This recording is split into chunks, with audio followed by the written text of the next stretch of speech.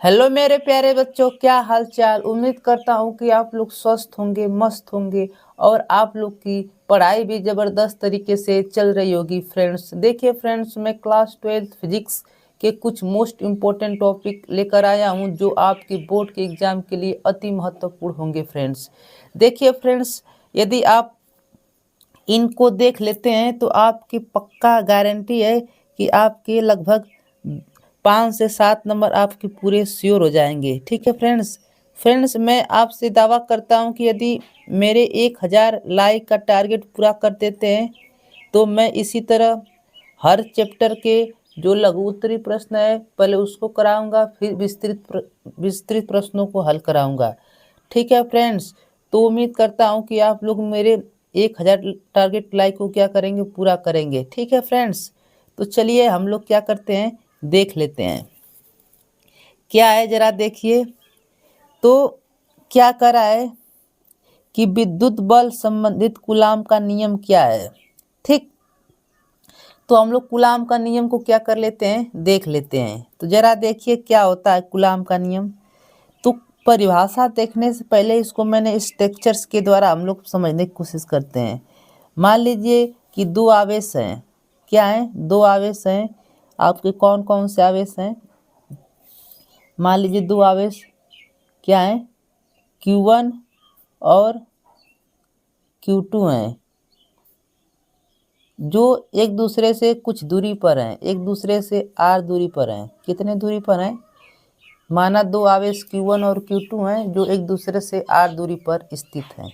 ठीक है, अब देखिए r दूरी पर स्थित हैं तो इनके बीच, दोनों आवेशों के बीच लगने वाला आकर्षण या प्रतिकर्षण बल दोनों आवेशों के गुणनफल के क्या होता है, अनुक्रमानुपाती होता है। तो F जो अनुक्रमानुपाती होता है, Q1 और Q2 क्या होता है, अनुक्रमानुपाती होता है। और इनके बीच की जो दूरी है R, वो R के क्या होता है, वर्ग के क्या होता है, व्युत्क्रमानुपाती होता है। ये आपको समीकरण 1 मान लीजिए, ये आपका समीकरण 2 हो गया। समीकरण 1 और 2 को मिला दीजिए। क्या कीजिए, समीकरण 1 व 2 को मिलाने पर, जब मिलाएंगे तो क्या हो जाएगा, F अनुक्रमानुपाती क्या हो जाएगा, Q1 Q2 अब बटा में क्या हो जाएगा, R²। ठीक, इस अनुक्रमानुपाती के चिन्ह को हटाने के लिए एक नियतांक लगा देते हैं। आप लोग क्या करते हैं, इस अनुक्रमानुपाती के चिन्ह को हटाने के लिए एक के क्या करते हैं, नियतांक लगा देते हैं।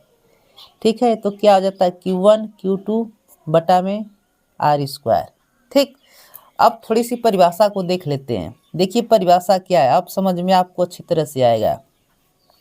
क्या करा है, इस नियम के अनुसार दो बिंदु आवेशों के बीच, दो बिंदु आवेश, देखिए दो बिंदु आवेशों के बीच बीच बल उनके गुणनफल के अनुक्रमानुपाती होता है। जो उनके बीच लगने वाला बल होता है गुणनफल के क्या होता है, बल के गुणनफल के अनुक्रमानुपाती, तथा उनके बीच की दूरी के वर्ग क्या होता है, व्युत्क्रमानुपाती। तो दोनों आवेशों गुणनफल के अनुक्रमानुपाती तथा उनके बीच की दूरी के वर्ग के व्युत्क्रमानुपाती होता है। ये आपको दिख रहा है। समीकरण 1 और 2 को मिलाएंगे तो ये हो जाएगा। इस अनुक्रमानुपाती के चिन्ह को हटाने के लिए के नियतांक लगा देते हैं और के का मान आपको पता रहना चाहिए। तो यह का बराबर क्या हो जाएगा, के का मान क्या होता है, 1/4πε0। फिर ये आपको क्या हो जाता है, Q1 Q2 बटा में R²। ये आपका क्या होता है, फाइनल फार्मूला आ जाता है। फ्रेंड्स इतना आप कर देते हैं तो बहुत ही बेहतरीन होता है। ठीक, चलिए